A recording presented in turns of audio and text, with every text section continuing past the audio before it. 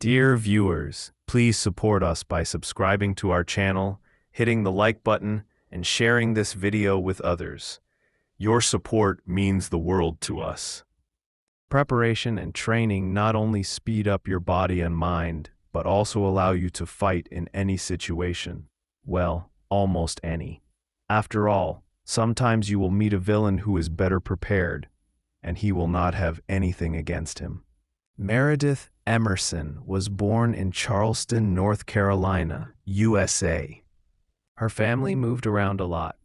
Meredith, her parents, and her brother lived in different cities in North Carolina, Colorado, Georgia.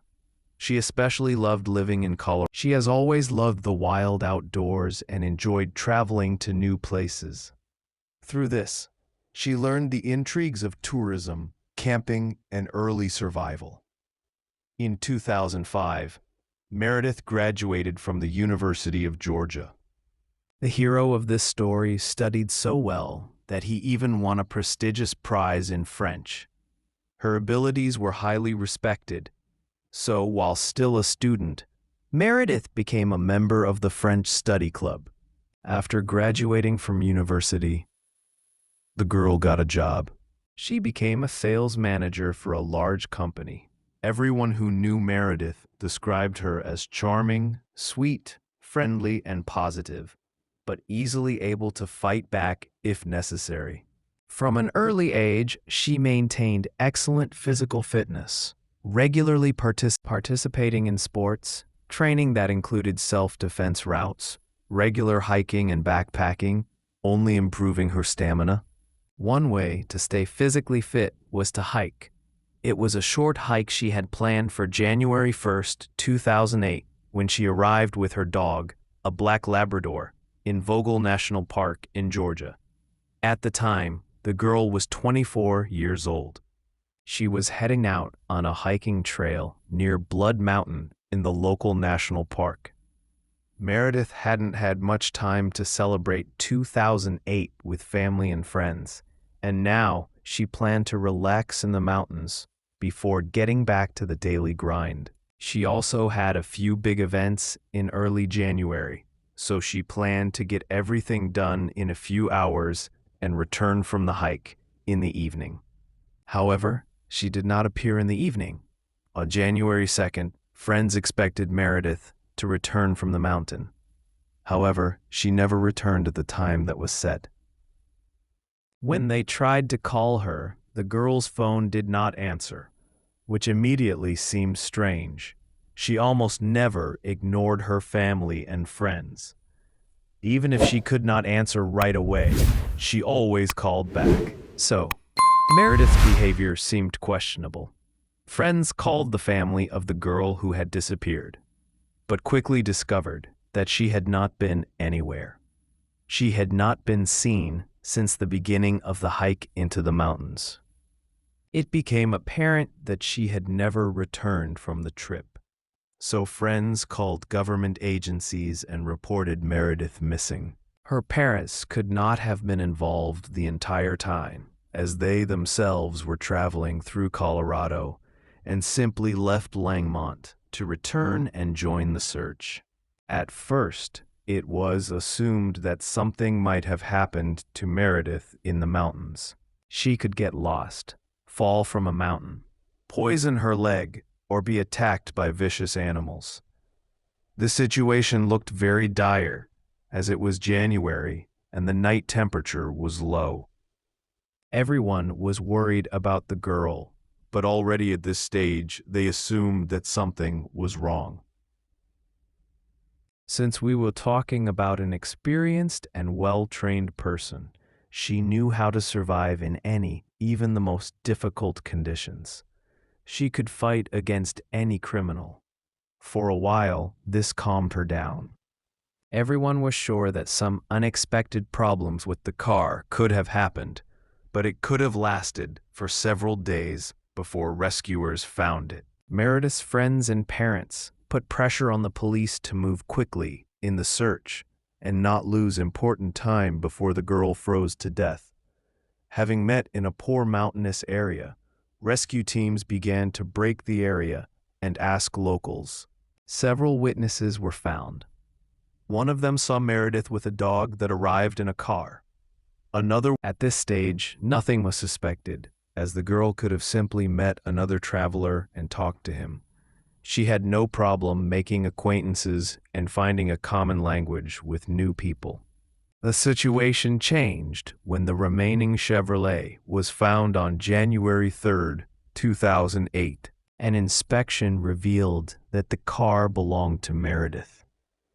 Rain and leaves had already accumulated on the bearing of the car, indicating that the car had been sitting there for several days. The car was inspected, and the woman's personal belongings from the mission were found inside, including a waterfall, a horse, and a policeman's baton for safety. But there was no indication how the owner of these items could have left. Apparently, she needed these things on the bearing, and the girl could not have accidentally left them in the car. It was believed that the girl was not to blame for the bad weather. It took a long time to suspect anything more sinister. As usual, the first suspect was her boy Stephen, with whom Meredith had been friends for a long time. The little man was checked and asked. He had not destroyed the police's suspicions, had preferably cooperated with the detectives, had participated in the search for the girl, and had a credible alibi. Therefore, his name was quickly eliminated from the list of suspects. Now they were focusing on the last person who saw Meredith alive, so they were interested in the description of the hiker in yellow clothes who had gone with her into the mountains. The man was described as an old man with green hair, wearing yellow clothes, a patch, and a black backpack. The witness also specified that the man's neck was covered with tape, which looked especially strange. Thanks to locals, he was easily spotted. The main suspect in the disappearance was named Harry Michael Hilton. He was 61 years old. He was an ordinary visitor to Blood, Montana. He walked here regularly. The receipt showed that he was regularly encountered on the highways in the northern United States. He was especially interested in the search for the girl and had a credible alibi. Therefore, his name was quickly eliminated from the list of suspects. Now they were focusing on the last person who saw Meredith alive, so they were interested in the description of the hiker in yellow clothes who had gone with her into the mountains. The man was described as an old man with green hair, wearing yellow clothes, a patch, and a black backpack. The witness also specified that the man's neck was covered with tape, which looked especially strange. Thanks to locals, he was easily spotted. The main suspect in the disappearance was named Harry Michael Hilton. He was 61 years old. He was an ordinary visitor to Blood, Montana. He walked here regularly. The receipt showed that he was regularly encountered on the highways in the northern United States. He was especially interested in the reserves and national forests of Norway, Georgia, and Florida. Harry Hilton was born on November 26, 1946, in Atlantic, Georgia. The boy was the only child of his parents. The problems in his life began in his early years when Harry lost his father in childhood. As school approached, his mother met with another man she had lived with before Meredith's disappearance. When police spoke to them, Hilton said that Harry had been a difficult and very aggressive person from an early age. He had behavioral issues at home and outside his window. His criminal history began at the age of 13. Tom told the police that Harry had been shooting at him all this time. The boy surprisingly managed to survive the incident. The reason for this was the suspicion that he had killed his mother. At the same time, Harry did not feel any despair or consciousness, even when he realized that he had made a mistake. Instead, The boy from the school simply packed his things and disappeared. At the same time, the boy suspected that he was not following him, otherwise he would have opened fire again. In desperation, the parents called the police. The child was shot and returned home. After that, they began to exercise increased control over him. In his old age, Harry suffered from an injury. As a result of a serious battle, his head was almost removed. To remedy the situation, he was given about 200 pieces. The boy spent a long time in the hospital. Having reached the age, the boy decided to join the army. According to army records from 1964, he spent a lot of time in Germany where he received basic education. Then he completed a course of training at the airport. Archives show that during this period, serious mental problems began. Harry began to hear voices. He was acting strangely, to be honest. So the boy was suspected of a comprehensive psychiatric examination, which revealed a serious form of schizophrenia. To combat the disease, they decided to put him in a psychiatric clinic. Here the boy underwent therapy, but they decided to stop him from further service. So Greer was taken out of the army, but with honor. This showed that he had coped with the army routine with honor. The boy did not even have disciplinary sanctions. Hearing this, Harry returned to normal life, got married, and began to adapt to the normal life of Americans. Sue.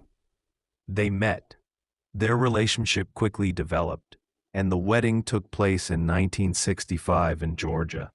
However, the couple broke up in 1971 in Miami.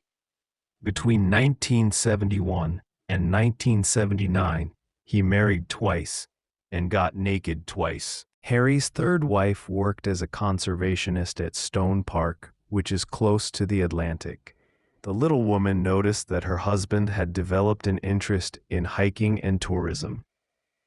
He became well known among hikers and local services, as he often organized trips along forest trails.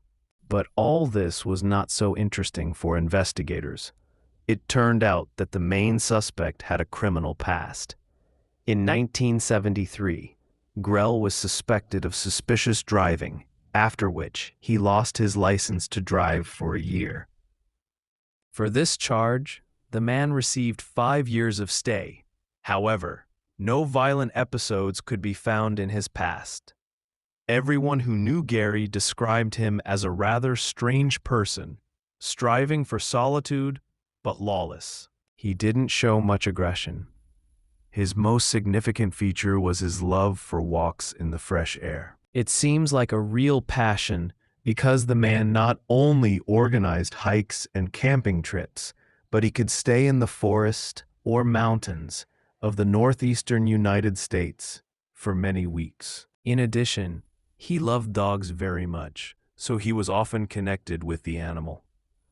One part of the police analyzed the personality of the probable killer and looked into his past, and the other part of the team continued to explore the area. For several days, it didn't bother him much. He didn't even stop driving. In 1983, another suspect was suspected. Grell was suspected of driving suspiciously because he did not have a license. During the suspicion, he was also suspected of using illegal drugs when they were found on him during a search of his property. In the suspicion, the man stated that he only used the gun for safety. In 1994, he was already 48 years old. At his age, Gary did not have time to calm down. Now the man was suspected of suspicious driving. For this, in 1995, after suspicion, he was suspected for $50. The next arrest occurred in Capcom, Georgia. He stole several books that he planned to sell. For this charge, the man received 5 years of stay. However, no violent episodes could be found in his past. Everyone who knew Gary described him as a rather strange person, striving for solitude but lawless. He didn't show much aggression. His most significant feature was his love for walks in the fresh air. It seems like a real passion because the man not only organized hikes and camping trips, but he could stay in the forest or mountains of the northeastern United States for many weeks. In addition, he loved dogs very much, so he was often connected with the animal. One part of the police analyzed the personality of the probable killer and looked into his past, and the other part of the team continued to explore the area. For several days, 17 search teams combined a 7-kilometer zone on the mountain field, but no trace of Meridia was found. Harry remained the prime suspect in the girl's murder. Furthermore, this suspect was based only on suspects. For example, although Meridia had combat training, the likely killer also had personal combat experience from the military. Search teams quickly searched a large area of forest in the Vogel National Park, but it did not lead to the intended result. After an accusation, Gray had no suspect. He was believed to be living in a white car, which was immediately checked against the databus to obtain a description and license. After collecting the data, a press conference was held. Gary's photo was shown on television, as was a photo of his car. The man was the first to contact the police officer. He said he had repeatedly defended Gary in various court cases since the 1980s. Among the charges the cop worked on were an armory, improper entry, and fraud related to wiretapping donations. The detectives were most interested in an idea Jerry had pitched to the laureate as a bridge project. He wanted to make a low-budget amateur film called The Death House. The thing is, a serial killer shot women in the woods on a trail and then organized a survival flight, giving the victims the opportunity to escape and save their lives. All this is remarkably reminiscent of a case that could have happened to Meredith. The laureate himself refused to participate in the filming because he considered the idea non-permissive, but the detective found it surprising. A week after the girl's disappearance, an interesting request was received at the police station. The main suspect was found in the north of the city. The call came from a local gas station worker. The police were informed that Gary Hilton and his bus had stopped at the local gas station. The police rushed to shoot him, and the time came, as the willing man did not have time to do everything. The witness who called the police also said that he saw Grigori throw many items from his car into the truck. Among them were leisure accessories. They were easily found in the container. All of this was collected for inspection, and the cleaning process of the white bus was stopped to have time to check the car. It seems that the criminal may have been trying to get rid of the blood stain. Interestingly, Harry was paired with one of the items. One was his, and the other was described as belonging to Meredy. The relationship between the missing item and the item was obvious. Harry had managed to throw away many objects, some of which were hidden in the blood. Among them were fragments of an arrow, nylon hooks, pens, and pieces of clothing. After DNA testing, it was possible to confirm that the blood belonged to Meredy. In addition, other items were found on the bus, also belonging to Messina's girlfriend. When Harry was called in for questions, he quickly admitted that he had indeed met Meredy on a walk in the mountains. He walked with her for a while.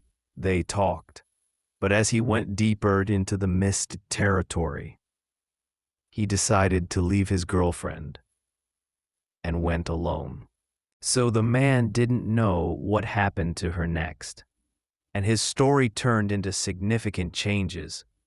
Now Harry admitted that immediately after the attack on the girl, he realized that she knew the techniques of self-defense. However, her abilities were not enough, so the criminal was able to overcome his crime. Then Harry brought her from the walk to the bus, which was located in the forest.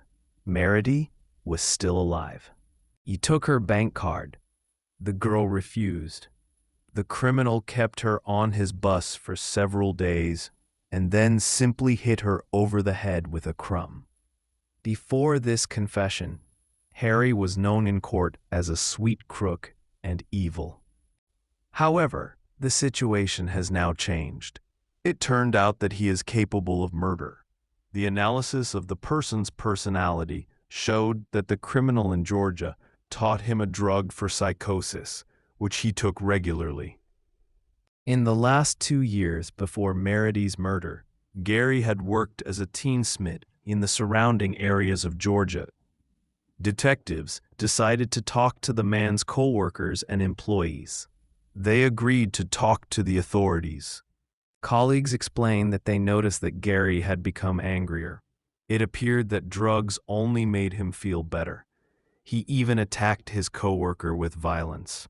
As a result, the man eventually lost his job and was drawn away from his home. After that, he lived nowhere but went on his bus. The further origin was reconstructed, and Harry became more evil. As it turned out, Meredith's murder was not the first serious crime in his life. In 2007, he left Georgia for Norway and stayed in the national park, where he lived unnoticed. Here he met Irina's boyfriend and John Bryan. The 80-year-old men from Georgia had been married for 55 years. They went on the road on October 21, 2007, and were officially declared missed. During the investigation and search for the guy, it was discovered that their banknotes were used by a villain in the store. 3 weeks later, 75 kilometers away, it belonged to a man. Unfortunately, his condition was so devastated that his death could not even be detected by dental records. His identity remained unknown until a year later, when it was determined that he belonged to Jonah. After learning about the unknown man, he called the government agencies and reported what was happening. A police officer came to the scene and pulled the attacker out. The officer checked his license and also ran it through the government database, but found no active guarantees. The problem was, he wasn't at government level. If he had been, he would have found out he was looking at an invader for a double murder.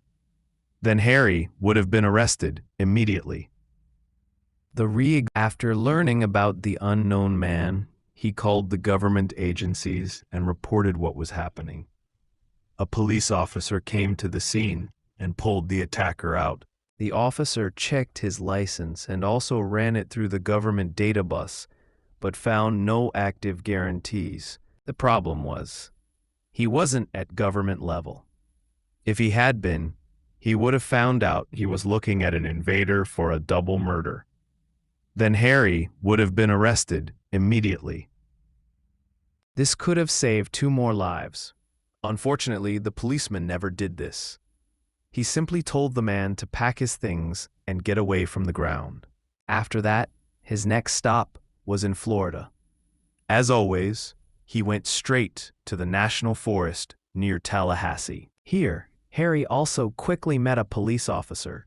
When a police officer approached him on November 17 and informed him that his 14-day quarantine in the park was over.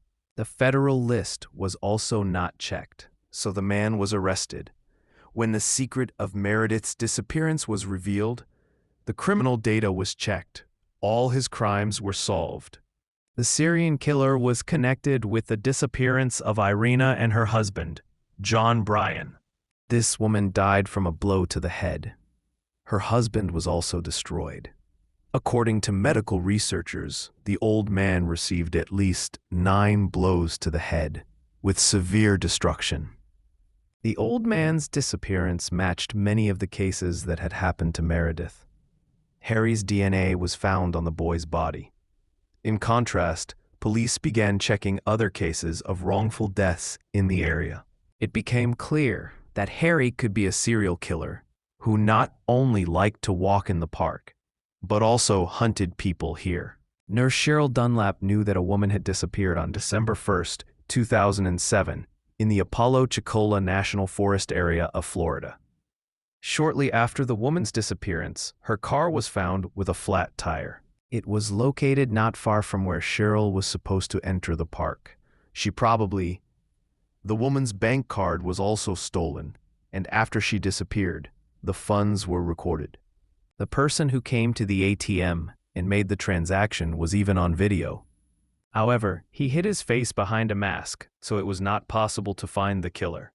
On December 15th, at the same time, Apalachicola found the body of a woman who had suffered many wounds. The body was cut off.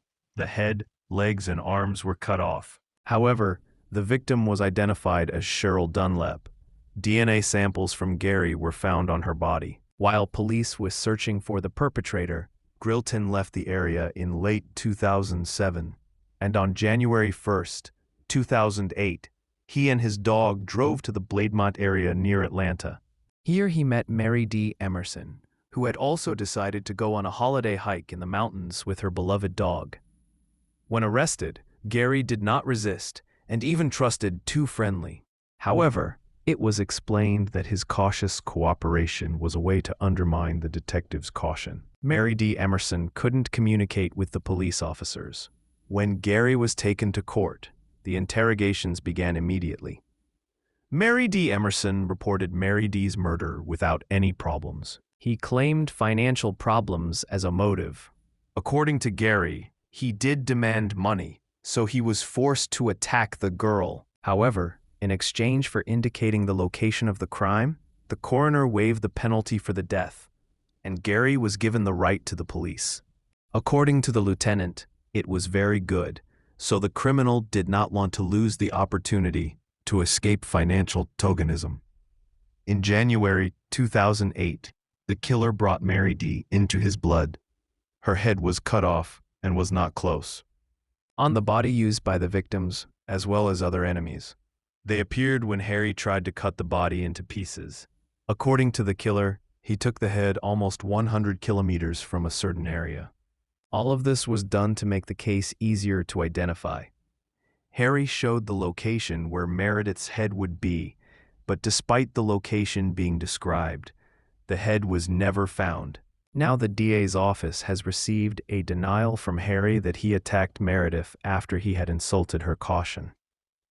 The man gained trust in the enemy, first of all, who could not imagine that behind the pleasant smile of the old traveler with the dog, there was a monster, an empty villain. While leaving for repairs, Greer attacked the girl, and the battle broke out between them. According to the killer, the enemy pursued so actively that she almost managed to get away. She was the owner of the white suit in the master class, and Harry had a black suit and, of course, was stronger, despite the difficulties. But he managed to overcome his enemy. It seems that even after that, Meredith continued to pursue, fight to the end. Harry took her bank card, tried to destroy the money, and visited several ATMs once. But the girl gave him the wrong passwords each time, perhaps to stop for a while. Unfortunately, no one noticed anything in any of these places. She was unable to signal for help. The stalker tried to evade the enemy for several days, but eventually decided to simply kill her. Harry could not leave such a witness alive, since Meredith had seen his face and remembered many of the stalker's tricks. The man rode with the enemy further into the forest. There he killed her and lied to her that he would let her go later. Of course, Harry did not want to do this, and lied to the enemy, giving her false hope. Instead, Harry tied his enemy to a tree and then destroyed his head with a piece of wood. To hide his trail, forensics cut the head off the body and tried to chop it into pieces. But something got in the way, so he abandoned the idea and hid the body entirely. Dear viewers, thank you so much for watching and listening to the story until the end. We kindly ask you to support us by subscribing to our channel, giving a like, and sharing with others. Your support means a lot to us.